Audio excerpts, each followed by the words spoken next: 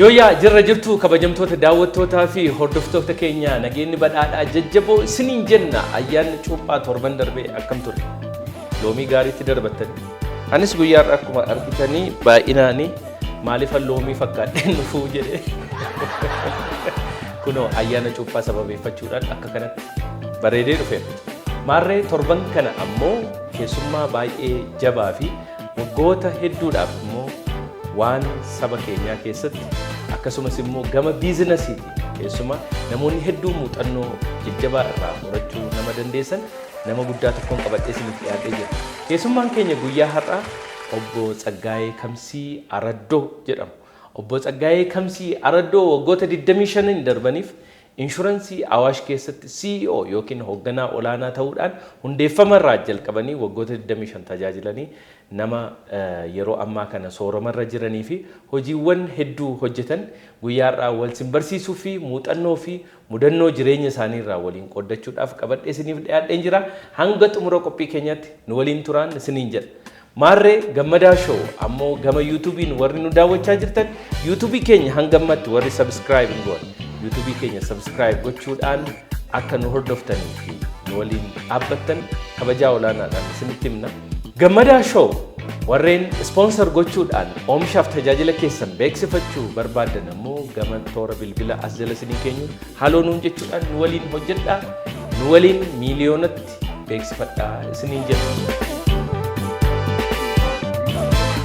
Egaan kabajamtoota daawwattoota keenya sponsoroonni sagantaa keenya gammadaa show har'aa Itiyoo Telekom baankii hojii gamtaa Oromiyaati. Akkasumas Mijuu Coffee turanii hunduma isaanii ulfaadhaa galatoomaa jenna.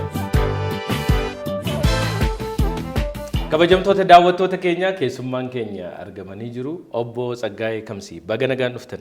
Baga nagaan eegdu. Cheers. Cheers. Cheers jennee eegalla. Bishaaninis cheers jedhamu. TV irra waan jiruuf wanti biraa waan hin eeyyamu. Sila jaarsaaf kan ta'u aanan ture. Wayyaayyu. Gara fuulduratti aananis qabannee dhiyaachuudhaaf hin qophoofna. Egaa obbo Tsaggaayeen keessummaa gammadaa show taatanii guyyaa har'aa immoo na waliin waan argamtaniif gammachuu guddaatu nutti dhaga'amee jira. Garuu daawwattoonni koo immoo obbo Tsaggaayeen eenyu keessummaa tarra qabattee dhufte kuni jedhanii akka isaan xiqqoo yaada keessan seennee fi obbo Tsaggaayeen eenyu laata obbo Tsaggaayee yoo gaafanne akkam jedhanii of ibsu. Ani egaa Tsaggaayee Kamsii Araddoon jedhama. Kanan dhaladhe Finfinneetti kanan guddadhe harka guddaa Kotobee fi xinnoo achi karaa kaarrate sanii achi deebi'eetoo Finfinnumatti hangale. Egaa kanan beekamu dur barsiisee jira commercial school jedhamu sanitti achuma giraajuweetii akkuma godhetti achitti na qacaranii tan waggaa afur barsiisee achi immoo kabajuma hin bahe achis jaalaluma naa qabaniyyuu warri na wajjin hojjetan hundumtuu. Achi bahee bara Haile Sillaasee sana Imperial Insurance kan jedhamu kubbaaniyyaa biyya kanatti inshuraansii dura dhaabbate. Yeroo jalqabaatiif dhaabbate. Achitti achan gale. Jira ture jechuudha. Bara Haile Sillaasee iyyuu jira ture jechuudha. Inshuraansiin. Deegoota baay'ee ture. Akka 13 ture noo siruma. Inshuraansiin? Eeyyen. Okay. Na tokkoffaa kan ta'e kan dhaabbate 1951 Gregorian calendar kan dhaabbate Imperial Insurance ture isaan bira tangalee isaan bira akka 2-3 hojjedhee warraaqsi biyya kanaa hin jeeqame bitti revolutioniin dhufe. Anis akkuma kiyyaan revolutionii keessa akkuma dargaggeessa tokko bara san immoo marxism leninizm ni ijoollee umrii keenyaa jirtuun hin maraachise. Hin hawwata tures. Akkuma qorichaatti dhugneet nutti ta'e. Akkuma nama buna yookiin waan biraa dhugee mirqaane wayiiti. Bonni maal namaa godha bona miti waan biraa waan nama kakkaasu yaade akkas taane bakka warraaqsiin ka'ee dargiin hoggaa mootummaa fudhatee too Hayilasillaasee ofiisan immoo warri siyaasaa yaas kan beekaman Me'isoonii fi Haappaa turan. Jarri kun illee amma kanaa miti akkuma barri nutti tole jedhaniiti dargii jalatti qoqqobba'an malee Me'isoonii fi Haappaadhaan kan duraa suni. Akkuma nama dura si gaafateeti, nama dura sitti dhiyaateeti. Ani immoo warra Haappaa wajjin hin guddadhe kacarraa ta'e. Naa isaanuma wajjin deemee isaanuma wajjin Labour Union Insuransiin waggaa 13 sun walitti taanee Labour Unionii tokko dhaabne. Labour Unionii sani ani sekreetaariin ture. Egaa sekreetaariin ture dargii wajjiniin walii galuun dhibee jarri tokko tokkos dargii wajjiniin hojjenne jedha amma Me'isoon faante dargii wajjiniin hojjenne jedhani. Immoo dargii wajjiniin hojjennu dargiin faashistii dha'en. Nu lachuu nuun taane nu lachuu sirriin turre. Oduu tokko taane wayyaayyo akkuma wal nyaanne. Wal nyaanne siyaasni biyya kanaa walii galuun abaarree qabasaa hin jiru ammayyuu waan jedhu natti fakkaatu anillee baay'ee siyaasaan beeku amma maaliif dulloome siyaasa keessaa soorama baatan hundama keessa hin soorama ba'e innaa maal ta'a Haappaan immoo mootummaa wajjin walii galuu homaa walitti dhiyaachuu didee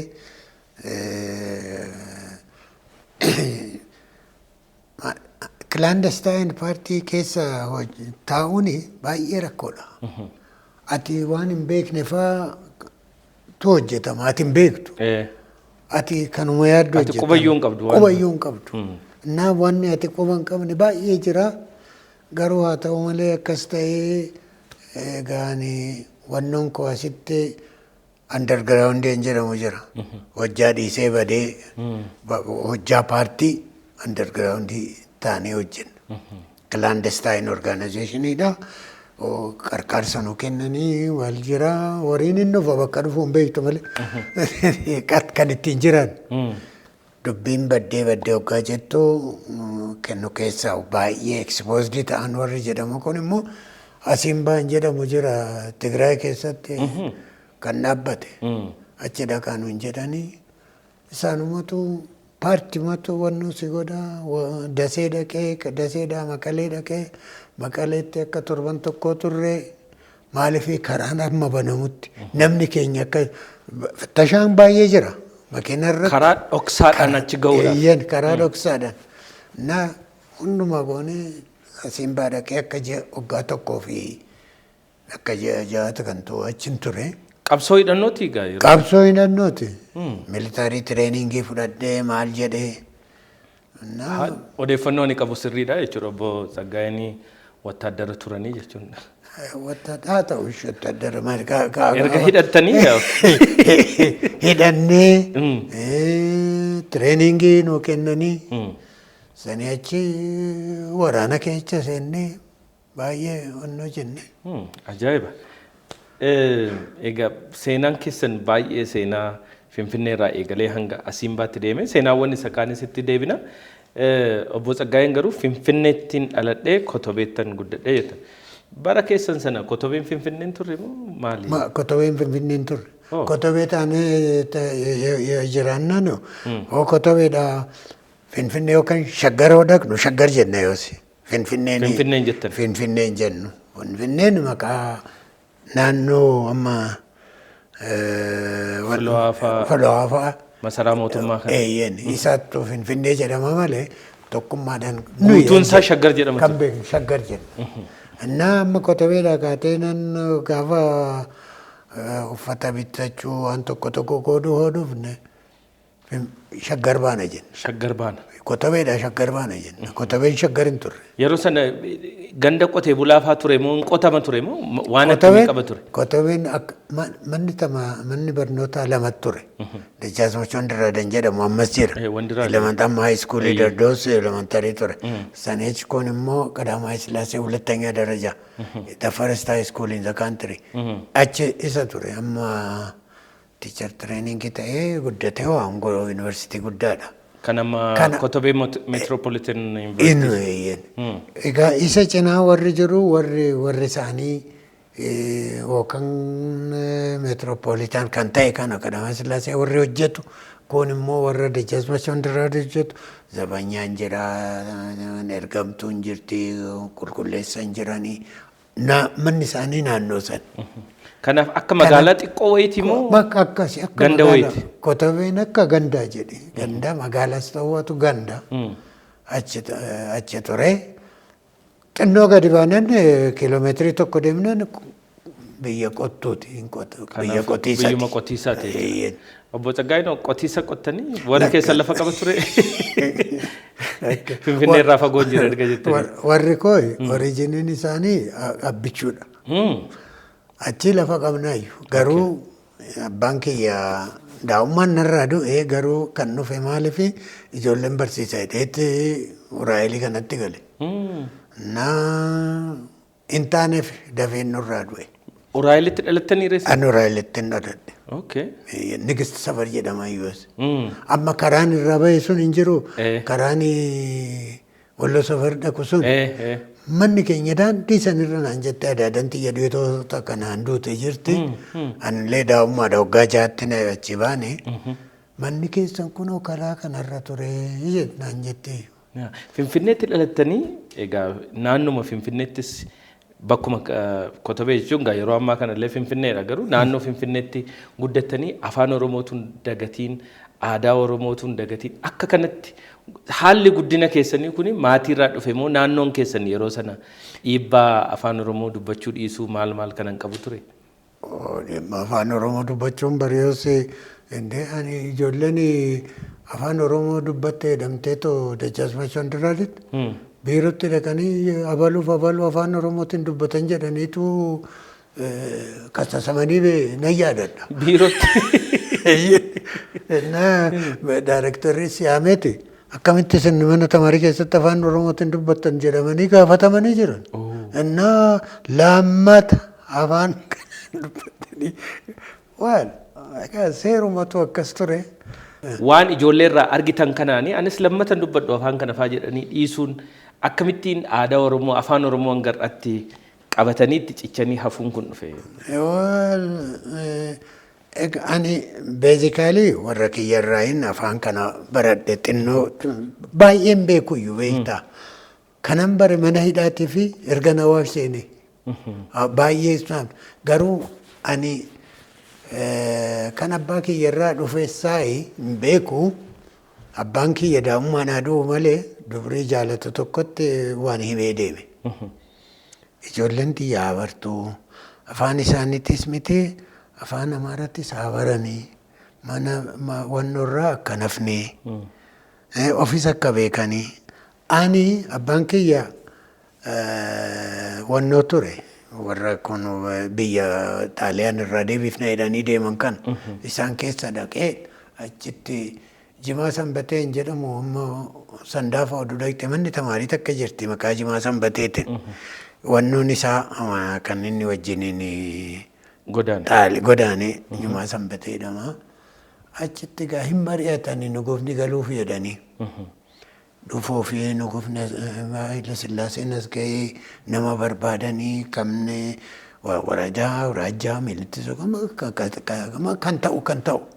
Hoggaa kana abbaan kiyya gurraan hin nagaa afaan hin dubbatu malee. Afaan Amaariffaa? Maal hoggaa jedhan nagaa? Maqaan abbaa kiyyaa Hirphoo Ayyaaneeti. Kamsi Araddoo maqaa dhirsaa aadaa xiyyaatiin guddiseeffan maqaa isaa xiyyaama malee. Ayi Hirphoo maal godha silaa cimaa ture afaan hin beeku maal godha. Kanas hin nagaa. Waan afaan hin beekneef kan jalaa hafee hin beeka. Deebi'ee namni hundumtuu kun filamee bakkatti hoggaa ramadamu. Abbaan kiyya waan afaan hin beekneef qotiisa isaatitti deebi'e. Kanaaf baay'ee gadde. Cimaa ture akkana ture garuu maal godha afaan hin beeku jedhanii kan dhiisan kana ijoolleen kiyyas akka akkasinne jalaan taane adaraa jedheen dubrii isaa tokkoon. Aniyyuu sababani afaan hin beekne sababani baranne keessaa fi ijoolleen kos carraa akka argattuuf na barsiisidha. Na barsiisi akka barannaa godhi jedhe.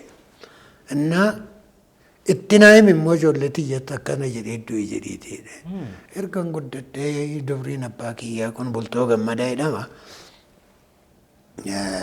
Ilaa ijoollee abbaan keessan akkana naan jedhee afaan keenyasanis bara afaan mootummaan ittiin hojjetu kanas sirriitti bara. Abbaan keessan afaan waan hin beekneef kana dhabe.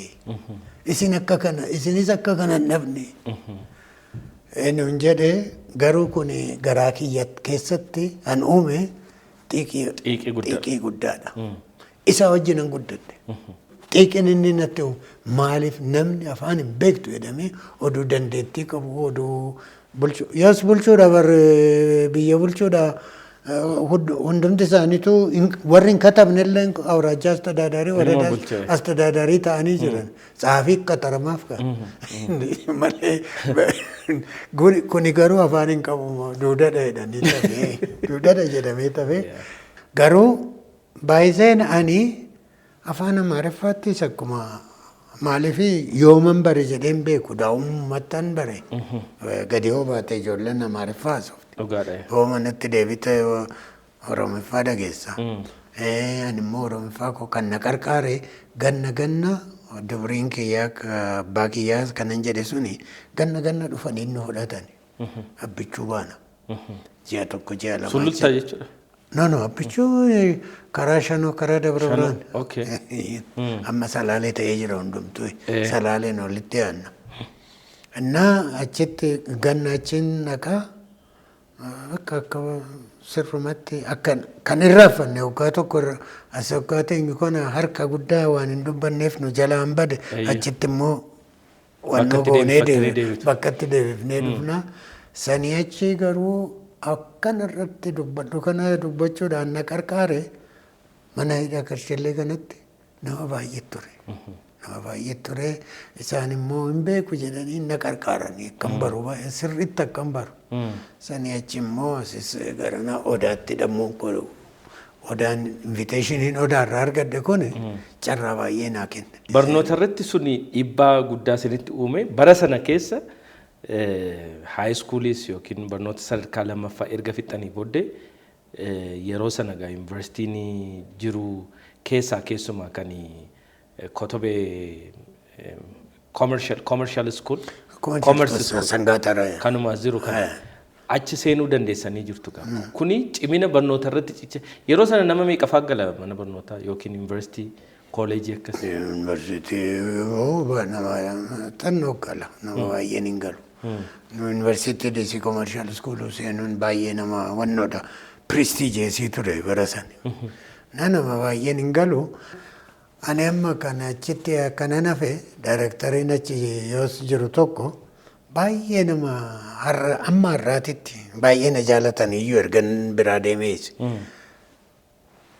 Nama 15 taaneeti walitti achi nu teessisanii too interviyuu nu godhan. Hunduma oduu isinii ta'e hojjaa akkamii oduu argattanii jaalattanii jedhan. Hundumtuu ka'eeti barsiisuun jaaladhaa sunis barsiisuun jaaladhaa abbaan kiyya barsiisadhaa ganna nan barsiisaa bakka muuxannoo barsiisaa qaba jedhe hundumtuu. Ana bira waggaa gaananii ani oduun akka argadhee wajjuma mataa kiyya hojjechuun barbaada. Yeruma sana. Eeyyeen namni waggaa akkasii yaadu hin jiru. Hundumtuu maal jedhanii ati hin taatu sinfilan beekee akkamitti akkana jettanaan jedhan hoggaan boo booddee nama lama filanii tokkoon tokkoffaa ta'ee kan filameen maaliif jedhee maaliif maal jedhanii yaadan jaarsi maal jedhanii namatti hoggaa himan booddee konfidensii nama qabu. Namni of danda'een hojii hojjeta jedhee yaadu. Maali amma ani akkan nama barsiisuu barbaadu hin beekani hundumtuu ani barsiisadha naan jedhe inni garuu ani carraa odoon argadhe barsiisaan ta'u. Dhugaa keessa isaa jiru dubbatee. Jedhan. Akkanatti wannoo godhee Oon barsiisummaa baay'ee ijoolleen barsiisuu jidduuttis warra na wajjiniin hojjetes warra narratti supervaayizaroonni kunis baay'ee natti gammadan waggaa afran kana bakka nama astamaarii jaalatamaan ture. Muuxannoo waggaa afuriiti. Boodarraa gaa erga gara inshuraansii kan deemte. Inshuraansiin gale gammoosanii maaliif mindaan mootummaa xinnoodha. Bara sanas akkasuma ture kan barsiisaa kun xiqqoodha jechuudha. Kan hundumaatu xinnoodha. Garuu kan barsiisaa ture. Endee. Meeqa ture mindaan keessanii? Jireenyi qaaliidha waan ta'eef. Hoggaani dhiisee bahu 335 moo akkana ture. Kan ittiin qacaramtanoo? Kanan ittiin qacarame 300. Hoggaa lamatti takka isii ida'an. Birrii 15 nu ida'an hoggaatti.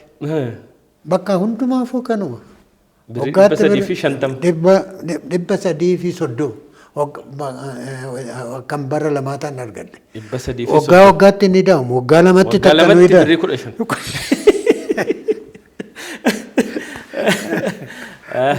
Egasii gaa inshuraansii galtanii egasii qabsoo malee jettanii gara EHAPaa galtanii gara Asimbaatii bakki sun. Asimbaa galtanii Sudaanis galaniiru obbo Tsaggaayeen si dhoksaa jiru malee naan jedhu. Sudaan yoo maalitti galtan? Sudaan nan gale. Egaa Asimbaa waa'een dhiyaasee jedhama. Achi keessatti dubbiitu ka'e. Nama hidhuutti ka'ani. Achumatti warruma paartii sana keessa. Walii dhugaban. Kuni hanjaadhaa kuni hanjaadhaa jedhanii walii dhugaban. Ani immoo akkuma fe'ettan dubbadhaa nama baay'eetu lakkee akka ati achiin jettu kuni balaa sitti fidaa maaloo maalee nan jedhanii gurbaa hiriyaan kiyya tokko amma du'ee jira deebi'eetu innis biyyuma kanatti du'e isaa wajjin mari'anneeti.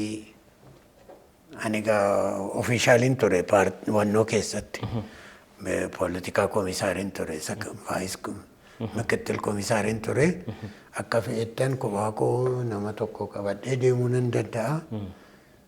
Wannoo irraa isa dhaqxee kan naan jedhu hin jiru. Namni nama gaafatu hin jiru. Gurbaa sanii wajjin mari'anneeti jirri kun nuun taane hin deemne jennee hin ta'anii jennee kaanee Eertiraatti bannee galle. Eertiraa dhaqneeti Jabaa jedhamu jira. Jabaa fi Shaabiyaa ture. Nu Jabaatti akka carraa ta'ee kan dhiyoon nutti jiran Jabaa turanii isaanitti harka kennanii akka ji'a tokko olii gadi nu raasaa turanii miilowwan amma Sudaanitti gangalle miilan. Eertiraarraa gara Sudaan. Sudaanitti baqataa ta'uudhaaf galtanii maal yaaddanii? Gara biyya biraa deemuuf? Gara biyya biraa deemuuf iyyuu. Booddee immoo achittis rakkoon dhufe maali? Mangistuu Hayilamaariyaamiin dhufa Sudaanii jedhan.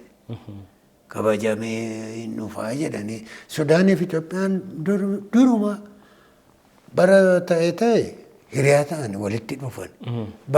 Garan ta'in immoo wal lolan. Amma Shaabiyaan qarqaaru peeziin Shaabiyaa achi Sudaan kan Jabaatis achi kan Abaawutis achi EHAPaadha jedhanii akka dhaabuu hin danda'amu maaliif shuuyiin jedhan isaan koministii jaalatan.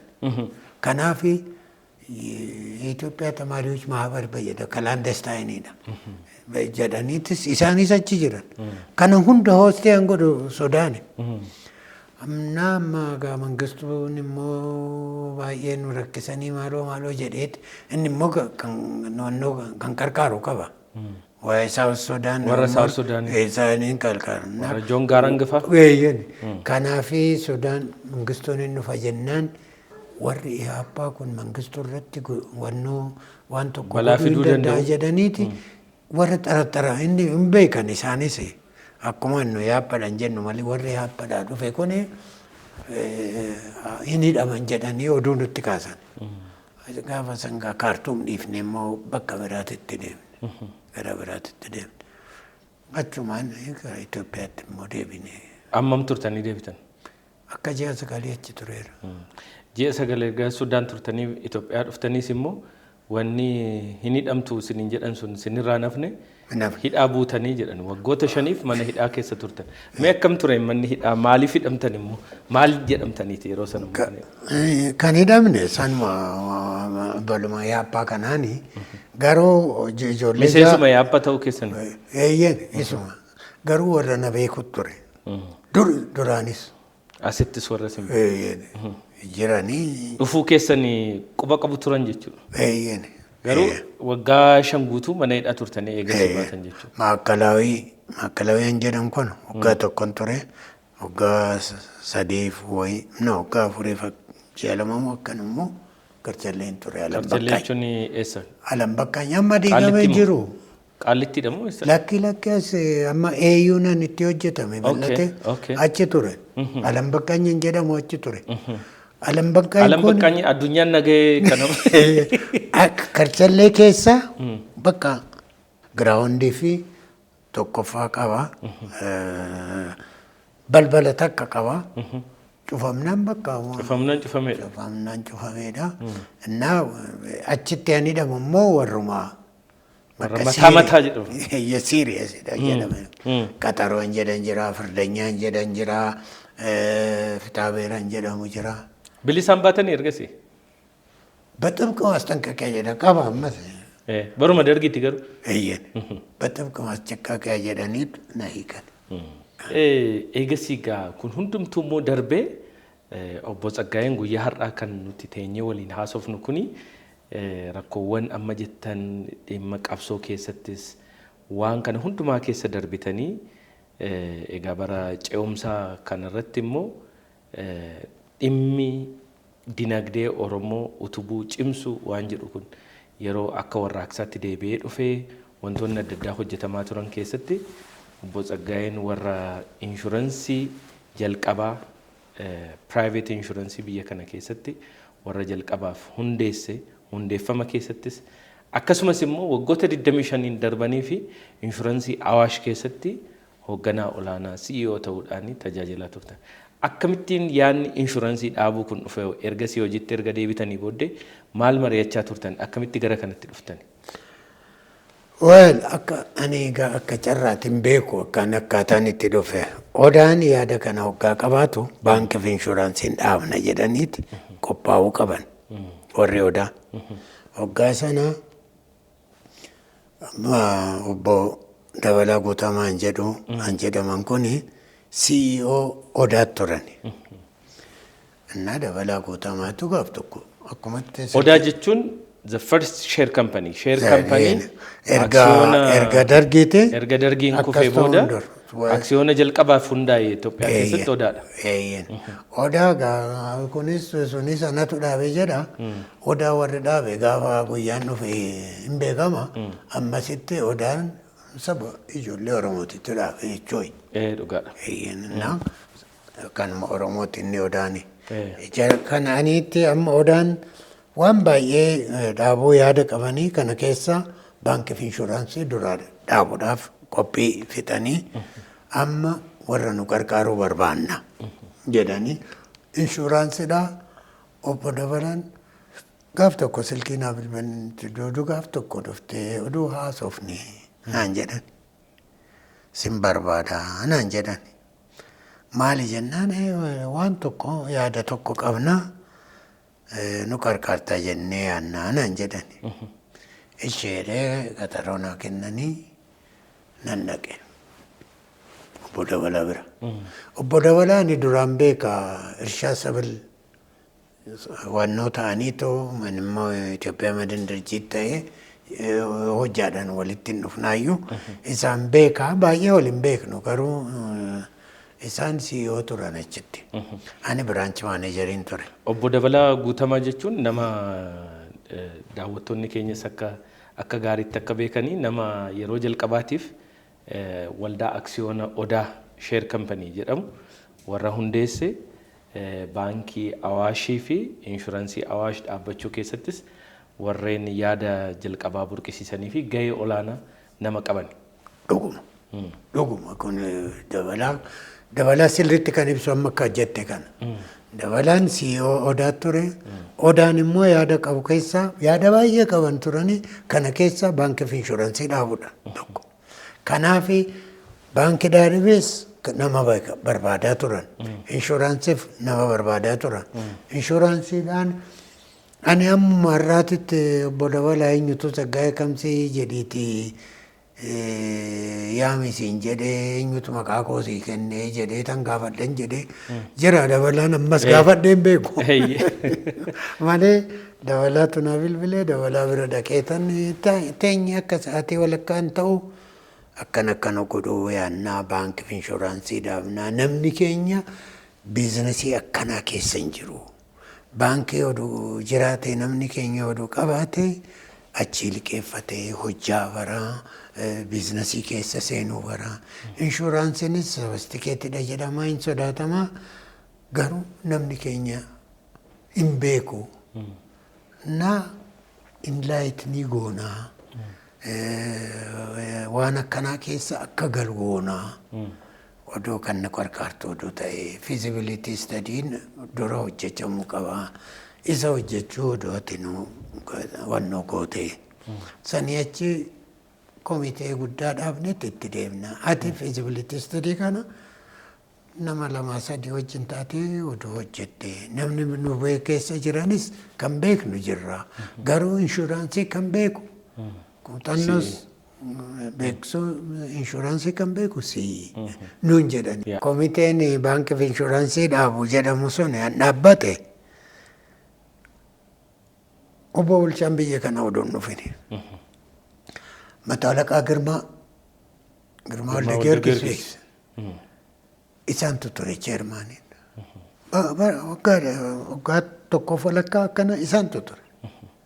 Booddee obbo Bulchaan biyya alaatii dhufanii namni obbo Baqqalaa Nadhii jedhaman amma du'anii jiranii boqotanii jiru.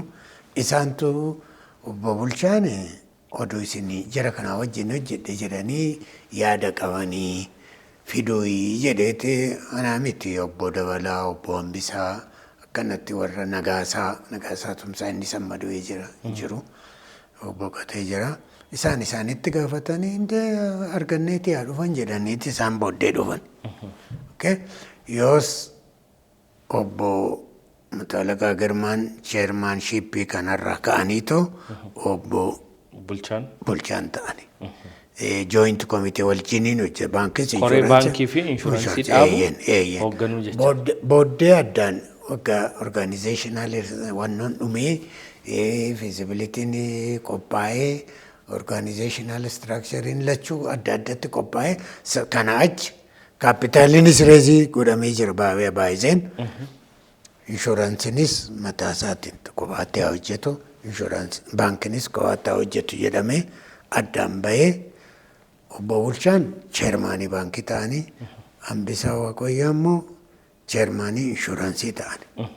Ani yoos technical advice waa'ee qophii hojjaadha. Hojii waan wal qabe poolisii, reet chaartii, organizational structure maaloo kanan hojjedhaan. Lafumaa kaastanii haaraan hojjettan. Haaraan hojjedhe. Ergasii egaa obbo Bulchaan cheermaaniis turanii dabalataan immoo CEO baankii ta'anii jalqabsiisan kan jalqaba. Isin immoo CEO inshuraansii kan jalqabaa taatanii hojii jalqabsiistan jechuudha. Waggoota 25 darbaniif amma egaa baankii fi inshuraansiin Awaash eega dhaabbatanii waggaa 30 guutanii jiru. Waggoota 25 darban garuu waggaa 5 har'aati kan hojii dhaabdanii waggoota 25 darbaniif CEO yookiin immoo hoogganaa olaanaa inshuraansii Awaash taatanii hojjechaa turtan. Maaltu isinitti dhaga'amaa ture? Miira akkamiitu immoo isinitti dhaga'ame? Waggoota amma kana saba kana tajaajiluudhaaf hojii industirii inshuraansii keessatti isa jalqabaa ta'anii waggoota hanga kanaaf immoo itti fufiinsaan hojjechuu maaltu isin kakaasaa ture? Wanni na kakaasu tokko akkuma dur jedhe sadi saba keenya biizinasii kana keessa galchina akka beeku goona kan jedhamu kun baay'ee waan nama kakaasu. kanarra immoo jiruu calqabnee ogguma hoggaatti guddachaa yoo deemnu dararaa hoggaa deemu agartee amma baankiin biraanchii 2-3 calqabeessa. Inshuraansiin kan biraanchii takkaan calqaba. Nama 12 taanee calqabne.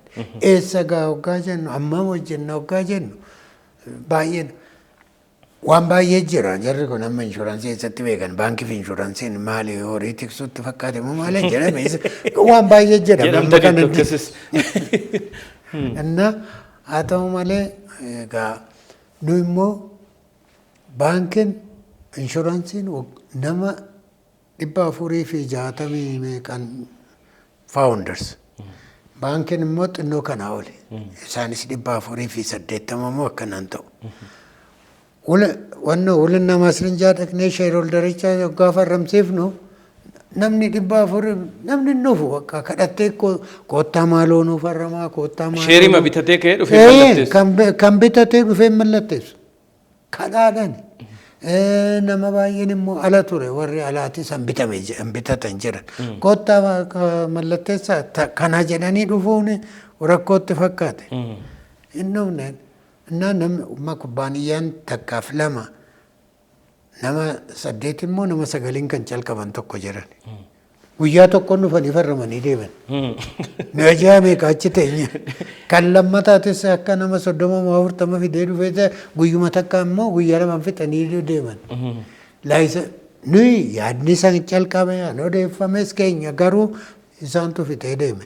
Kubbaaniyyaan lamaan tokko fixanii deeman kuni tokko hin jiru amma biyyuma hin jiru. Wannoo tokko biyya gowwoomsuu hin barbaade tokko. Isheen lammataatillee jirti. Lakkoofsa noo taa'e sadaffaadha Awaash Inshuraansi. Sadaffaan taane nama baay'ee waan ta'eef. Otoo nama mallatteessu. Otoo nama mallatteessu eegdanii already warri sun shakshat godhee biraa deemu. Jiruu an calqabe immoo nuyi dura. Kan hojiitti jalqaban. Hojii inshuraansii keessa seenee an calqabe nuyi nu dura an calqabe hin jiru. Garuu laayisansii an fudhate 2 jiranii tokko hin jiru biyya hin jiru di laayisansii di ta'e. Naashinaal baankii gowwoomsuudha wannoo jedheetu. Akkanatti wannoo jedhe maal sitti dhagamaan kuni ani namni yaada tokko lafarraa ka'ee akka achi ga'ee Awaash Inshuraansi akkanatti guddatee baankiinis akkanatti guddatee hoggaan argu kanarraa na gammachiisu hin jiru. Bakka waanuma ilaa akkuma baankii fi inshuraansii kanaan akkuma ijoollee kootitti tallaala. Akkuma ijoollee koo maaliif yaadni ka'ee lafa bu'ee daraaree guddatee biyya guutee hanga kana guddatee arguun wannoo godhuus hin danda'u ibsuus hin danda'u manni amma akka gammachuu kiyya ibsuus hin danda'u baay'eedha. Baay'eedha waaqa baay'een galateeffadha. Gamoo guddaa dheeraa industirii faayinaansii Itoophiyaa keessattis gamoo guddaa fi dheeraa G+17 yookiin 18 kan qabu. Beezmentii 2 qaba. Beezmentii 2 qaba. Groundii qaba. G+18 G+16 2 towers. Kanaaf gamoo lakkuu Twin Tower. Twin Towers inni yaadaan hojjetame gamoo sana argite gamoo suni akka keessa isaa akkaataan itti hojjetame tokko akka wannoo ta'eetoo lagni Awaash achi keessa gadi yaa'ee gamoo taaworii laachuu jidduu bishaan bahee bishaan sun achi deebi'ee isumatu yaa'a. Awaash biyya keessaan bahu waan ta'eef. Awaash biyya keessaan bahu akka wannoo godhuuf jenne jedhamee hojjetame inni akkasii sun. Lagni Awaash biyyaa fi biyyaan bahu deebi'eetuma. Laga biyya ofii jaallatu. Maqaa isaatis moggaafnu Awaash jenne kana tokkoffaan kan yaada hundaa kan ta'e. The first hydroelectric power, modern farming, wannooni maal jetta wanni nyaatamu kun burtukaan muus maalon laga kanarratti calqabame. Innaa lagni kun biyya tanaa baay'ee bu'aa baay'ee waan qabu. Biyyaan ba'ummoo. Akka CEO inshuraansii tokko waggaa 25 bulchee fi hojjete keessatti egaa waan bu'aa bayii hedduu argitu rakkoowwan hedduus ni argitu garuu immoo wantoota gaggaarii jedhaman yoomiyyuu kan itti boontan yeroo kamiyyuu murtoo keessanitti kan itti gammaddanii fi proud itti taatan maaltu jira? Tokko nama baay'ee inshuraansiidhaan finne. Nama lama moo sadii ta'aniiti jalqabne. Nama lama jechuu hin danda'ama. Nama booddee waggaa tokko ture tan gurbaa tokko hidhaayi malee lama ta'aniiti ijoollee haaraa homaan beeku. Homaa tokko waan industirii kana keessatti finnee guddisnee inshuraansii akkana wajjin hojjetan goone kana ga'uuni kanarra kan nama gammachiisu hin jiru. Lama ta'aniiti. Kan darraayitarii tokko underwriting manager biraan Walaayinaan jedhamu tokko isa wajjiniin jalqabne kottu jedhee tanan mucaa kana fudhadhee cimaadha. Trainingiin kennaa anis nan kennaa ganamaa galgala ijoollee tana qabneet kana goota. Harka guddaan uummata hojjeta. Garuu isaan wajjiniin kana bartee kana agartee boru kophaa keetti hojjettaa beeke. Jennaani dipaartimentii har'a tamsa'ee jiru kana hundumaa sinumatti achuma lama ture underwriting na claims immoo dabaleetan hojjedha. Claimsin sensitiviidha. Hoggaa tokkoof claims manageriin ana ammatuma kiyya. Maaliif waa'een claimsii kun kubbaaniyyaa jaalachiisus jibbisiisus kan danda'u waan guddaa waan ta'eefan nama qacarra yoo sette. Underwriting qaba Biraanuu Walaayinaan hin jedhu kun. Claimsii garuu CEO ta'e isas itti da'eetuman hojjedha hojjaa kiyya ture. Waggaa tokkoof anumatu hojjete. Innaa maaliif sistemaatikaalii akka ta'u namni balaan itti ga'e dafee sarviisii akka argatu dafee kaffaltii akka argatu godhuun bakka inshuraansii namni hin bitu kan biraatiif miti. Gaafa rakkooti. Gaafa rakkoo kan immoo namatti kenniteetu wannoo godhuu hin danda'amu. Dafteen dhaqqabduuf taanaan namni si jibba. Kanaafin bakka kana ergan godheen mucaa tokko immoo argadhee kan claimsiin hojjetu isas closely isa wajjin hojjedhe amma of danda'utti amma namni kaalchariin uumuu barbaade sun akka uumame. Maaliif customer servicein baay'ee waan jabaadha. Kanaaf humna namaa guddaa inshuraansii addunyaa keessa jiru otoo hin ilaaliin akka biyya kana keessatti namoota hedduu industirii kana keessatti akka oomishaman gootanii jirtu.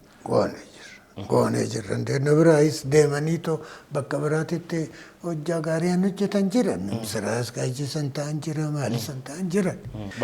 Kan biraa immoo Awaash keessatti waggaa 2-3 booddee ganama kan kaleessa hojjenne sa'aatii 2 ruubitti wal argan. Maaneejmentiin hundi dhufe.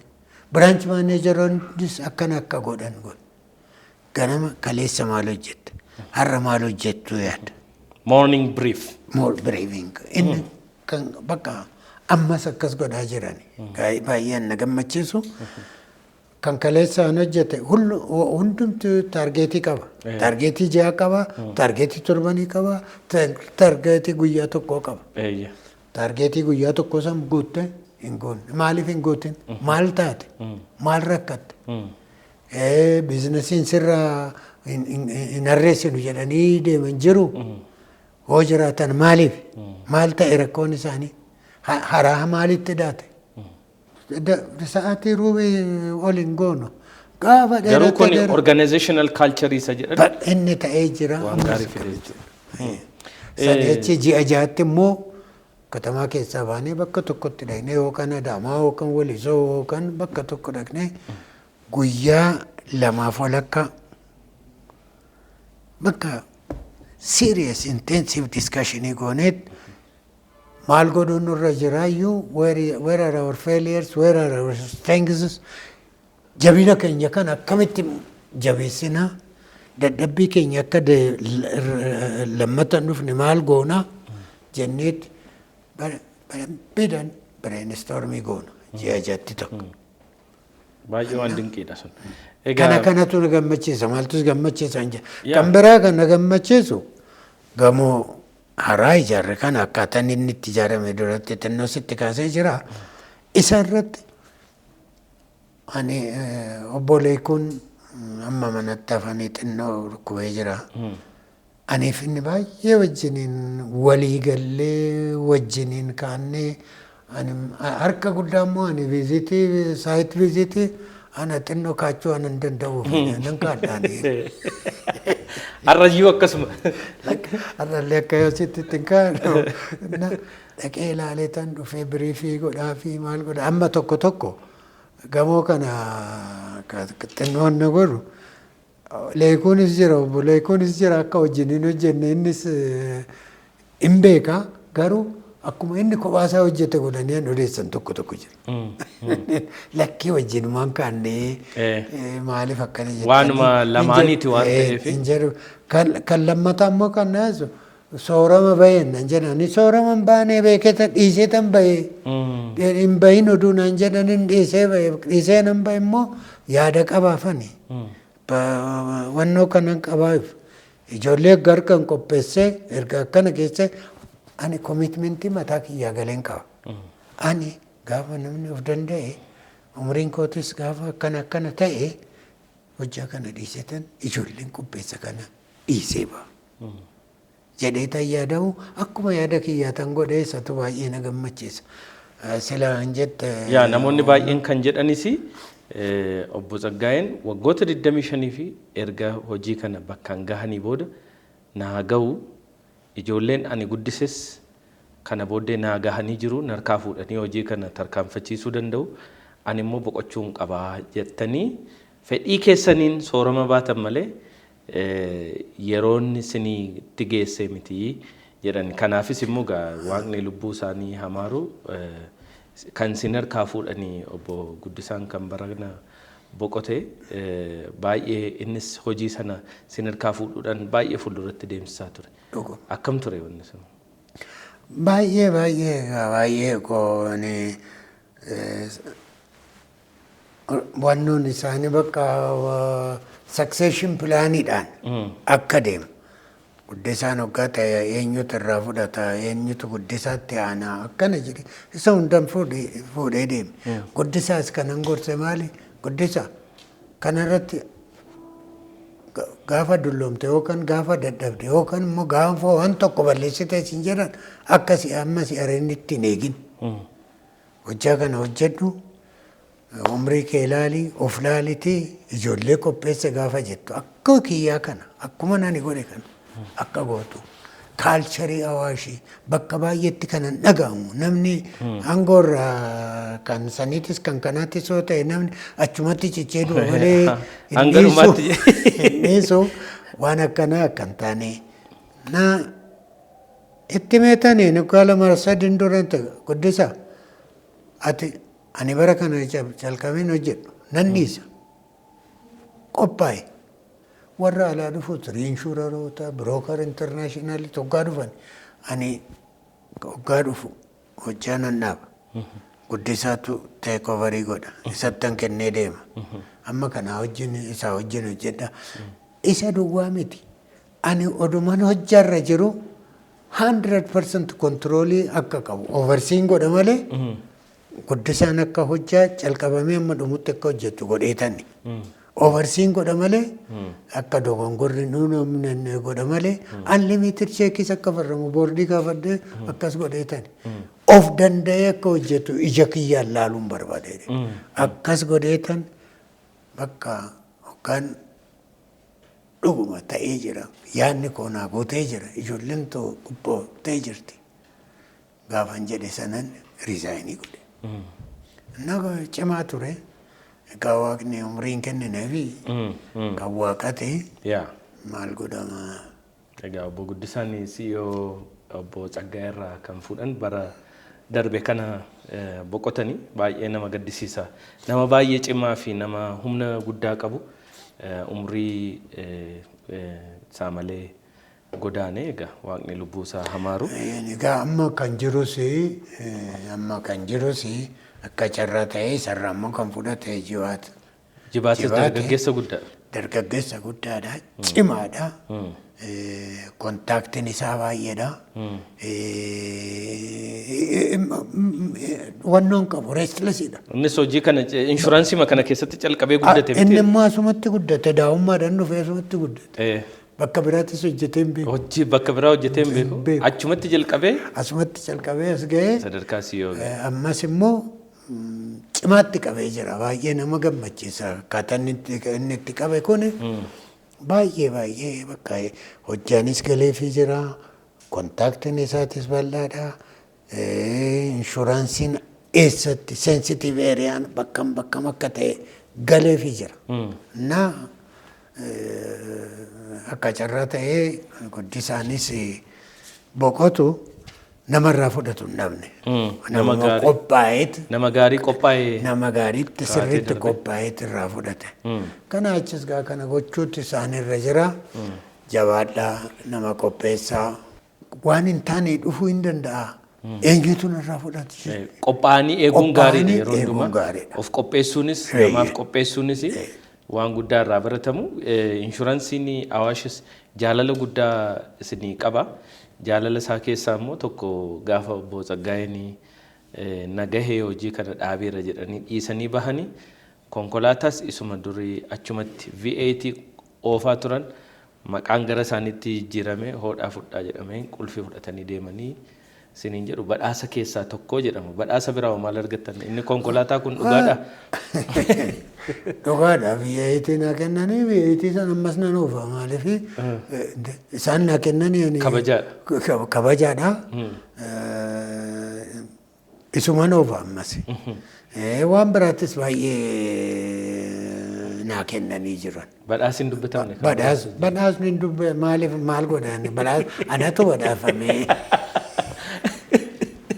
Badhaasa biroos argataniiru. Badhaasni biroo immoo kan obbo Tsaggaayee anis kanan irra ture kan na gammachiisu maqaa keessaniin gamoon inshuraansii akkasumas dameen inshuraansii maqaa keessaniin kan moggaafame jira.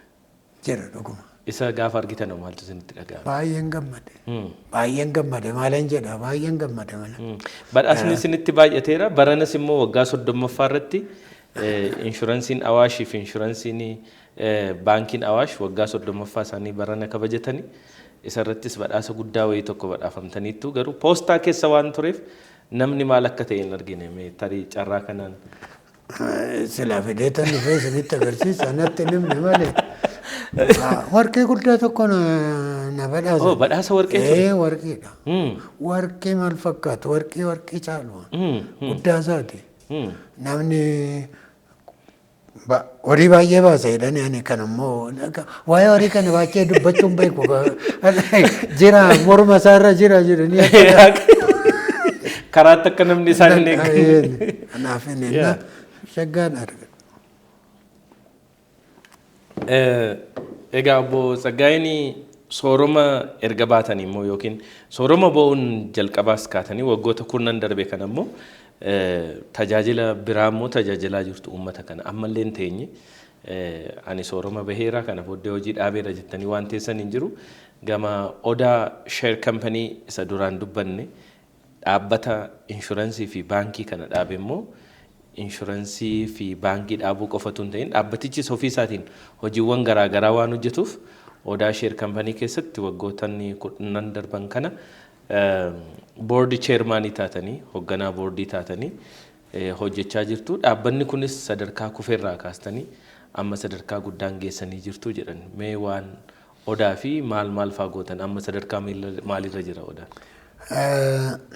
Dhuguma Odaan hoggaan boordiittiif galtu malee jedhanii waan na galchanii ergan galee garuu Odaan kan dadhabee ture. Baay'ee dadhabee ture.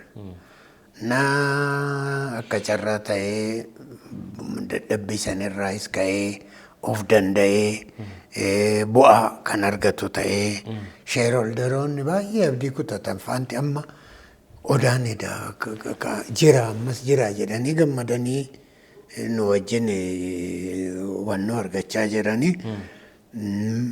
Wadaan gaa ergasii amma maal goonee waan guddaa kan hojjetame tokko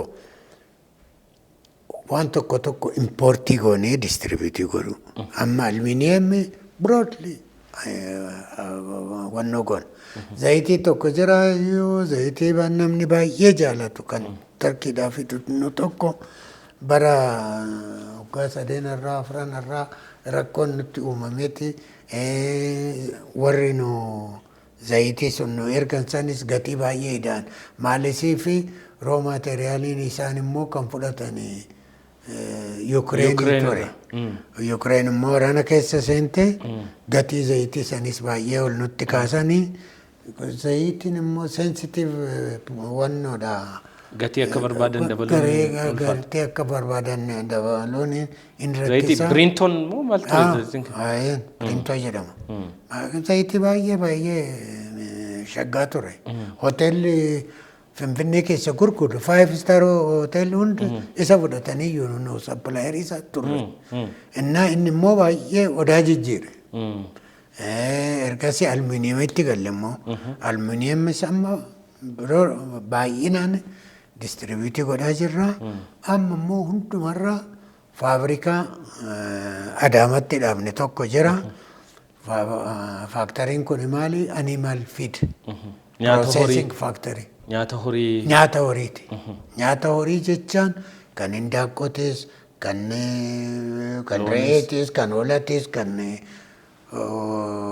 horii beellada, kan aannaniitiif ta'us, kan foonii ta'us hunda sanyii 10 wannoo goona. Produusii godhaa moorjaa jalqabee akka ji'a 10 ji'a 8 akkana ta'ee jira. Hojii jalqabeera. Hojii production akka jalqabee jira amma dhiyoo kana eebbisiisuu fi inni immoo akka miliyoonii 400 fi oli gatiin isaa guddaadha. Faabrikaa guddaadha. Faabrikaa maqaa kan baraa kan jedhe state of art kan ta'e. Na amma dhiyoo kana isa eebbisiifna. Yaada biraatis immoo piroojeektii biraatis yaadaa jirra. Odaan amma si'achi gadi deebi'uu hin danda'u. Of danda'ee jira. Inni kan biraan obbo Tsaggaayeen jaarsa umriin isaanii xiqqoo deemeera jedhanii sin hamatu. Garuu akka daa'imaatti akka dargaggeessaatti inumaa erga sooroma bahanii immoo caalaamatti daa'ima ta'aa bulaa jiru. Maa inni icitiinsa ispoortii hojjetu moo maal tokkasittiin young energetic isaan taasisaa? Inumaa kunoo odaarratti dhaabbilee gurguddoo fuulduratti hojjechuu danda'an akka dargaggeessaatti yaadanii hojii kana keessatti hirmaachisaa jiru jedhan. Umriin keessan meeqa? Umriin kiyyo. Umrii maal seete? Umriin dhiiraa ni mamoo kanaan hin jenne. Nee maaliif hin himu? Dheeraa miti dheeraa sitti fakkaata malee umriin koo xinnoodha. 76 akka ji'a 5 duran fite. 77ffaa keessa hin jira. Kun umrii ijoolleeti barbaada. Maaliif kaattaan jettu umrii kootitti daa'ima. Daa'imummaan nakkaatti. Ijoollummaa waan qabu. Icitiinsa garuu maali akkasitti? Stay fit akka kanatti. Exercise nan hojjedha. Torbanitti ootinnaati gaaf 3. Ookan gaaf torban tokko mu gaafa. Jiimii hojjettu moo manatti hojjettu? Jiimiin naqa. Ganama sa'aatii 10tti ani riba ka'e. Ganama barii? Eeyyeen 11tti jiimiin jira. Ana dura nama gaaf malee balbalaan bansiisu ana. Waaw. Waggoota meeqaaf egaa kana kan waggoota? Baay'eedha. Ilaa nan calqabaa nan dhiisaa. Garuu ergan calqabee too bakka continuously hojjedhe akka waggaa 20 hin ta'a. Waggoota 20f? Saniin duras jiimirraa hafeen beeku. Garuu maalan godhaan nan calqabaa nan dhiisa. Nan calqabaa. Jiimiin immoo nama akkasiin jaallattu. Nama akka koo kana jalqabuu dhiisuu kana. Wannoo kee kana. Kootiin na rakkisa jetta. Kootii miti gara kootii miti rakkisa gara. Kan jalaati. Obbo Tsaggaayeen ijoollee waan maatii isaanii maal fakkaata? Ani ijoollee sadii qaba. Ijoollee sadi biological. Ijoollee lama immoo akka Oromootitti guddifachaadhaan fudhadheera. Amma isaan na bira jiran. Ijoollee 5 jechuudha. Ijoollee 5 jechuudha. Warri kan ijoollee tiyyaa 7 geessee jirti. Waaw. Guddittiin intalli ilma kiyyaa yuunivarsiitii waggaa 2ffaa jirti. Intalli ilma keessanii? Intalli ilma kiyyaa. Akaakayyuun keessanii? Kana waan namatti immoo jaarsa namni dhuguma jaarsa. Ajajam malee akka isaan ogama inshuraansii kana namni deeme jira mana keessa? Hin jiru. Hunduu gara profeshinii biraarra jiru? Intalli tiyya intala ani dubartii amma kanan guddifadhe tana malee takkan qabaa ijoolleen dhiiraa 2 tokko amma intalli tiyya baayooteknooloojii bartee waa'ee waan guddaa bartee hojjaa guddaas qabdi.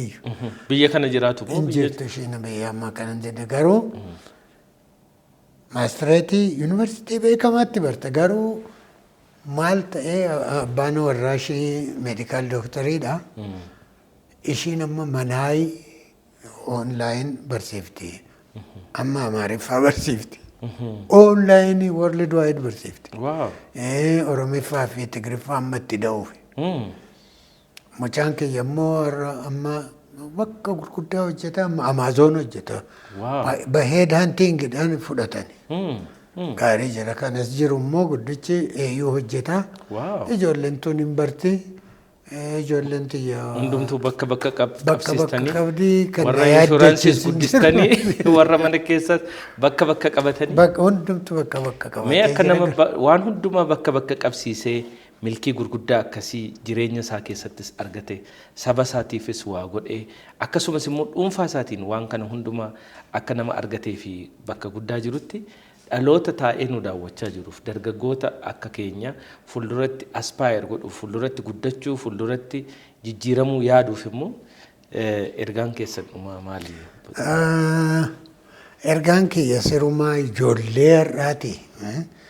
Qeerroo fi qarreedha kanan wannoo jedhu kaayyoo qabachuun gaariidha. Maalan ta'a? Eessan gaa jechuudha. Feeli inni illee ta'uu hoo baate isa irraanfatanii haraa calqabuudha. Maaliif namni kufee jira kana jedhee abdii hoo kutate hin ta'u. Kan kufte irraanfachuudha. Irraanfattee maaliidhaan yaada haraadhaan asan gaa. Wannoon kiyya taargeetiin kiyya bakka kana. Waggaa tokkotti achiin gaa waggaa lamatti achiin gaa jechuudha. Barnoota irratti immoo homaa harka kennuun barbaachisu. Macaafa dubbisuudha. Amma yeroon ijoolleen baay'ee nama gaddisiisu bakkan itti waan bu'aa hin arganne waan fayyaa isaanii haa miidhu waan horii isaanii fidu bakka akkasii toolan. Isarraa immoo waan argatan. Oduu bakka biraa oolani oduu macaafa dubbisanii horiin hin badu dhugaadha. Macaafa tokko amma 5,000 6,000 macaafa maal fakkaate bitta. Sanaa gaditti bitta 500 bitta 500 300 bitama. Isarraa hin argattu sun immoo horiin hin badu 300 san balleessita. Heeroon kun bakka ta'utti bahe. Innaa barmoota macaafa dubbisuu of qopheessuu nama tokko wanno akka yaardistiikii isaanii akka moodeelii fudhatanii isaan akkamitti akkana ga'anii isaan maal godhanii ani amma daa'imummaa kootitti natti hin tolle guddinni koo har'a kooti rakkinaan hin guddadhe baay'ee rakkinaan hin guddadhe. Amma ijoolleen har'aa tokko oduma itti tolu oduu wanni hundi gootafee jiru yaadan taane keessa seenan. Innaa yaadan taane keessa odoon seenan bakka ijoollummaadhaa calqabanii kaayyoo guddaa nama guddaa yaadutu bakka guddaa ga'a. Wanti innaa yaaddee wanti innaatti nagahee jira jettee jaannani eessoo hongee. Dhugaadha. Kanan jedha baay'ee dubbachuu afaan xinnoon beeku. Baay'ee isin galateeffannaa dhugaa dubbachuudhaaf yeroo keessan irraa fudhattanii guyyaa har'aa kana immoo dargaggoonni waan irraa barachuu danda'u namni waan irraa dhagahee immoo bakka guddaa gahuu danda'a jettanii kabajaa olaanaadhaan dhuftanii gammadaa shoo irratti waan waliin dubbannee fi gammachuu guddaa irratti dhaga'ama. Cheers. Cheers. Itiyoo Teleekoom baankii hojii gamtaa Oromiyaa jijjiirama guddaaf kan uume.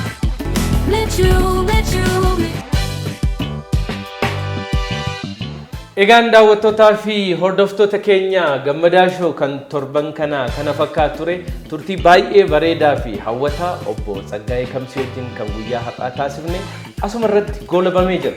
Torban keessummaa kan biraa qabannee isiniif dhiyaachuudhaaf waadaa kan isiniif seennu ta'a. Gammadaa shoo hanga xumura qophii keenyatti waan nu daawwattaniif immoo irra deebi'uudhaan galatoomaa isiniin jenna. Gammadaa shoo irratti yaada yookiin gaaffii waan barbaaddan kamiyyuu yoo qabaattan lakkoofsa bilbila as jala isinii kennu haloo nuun jechuudhaan nuquun nama torban nama torbanii nu haa taasisu torban walitti dachaana nagaatti.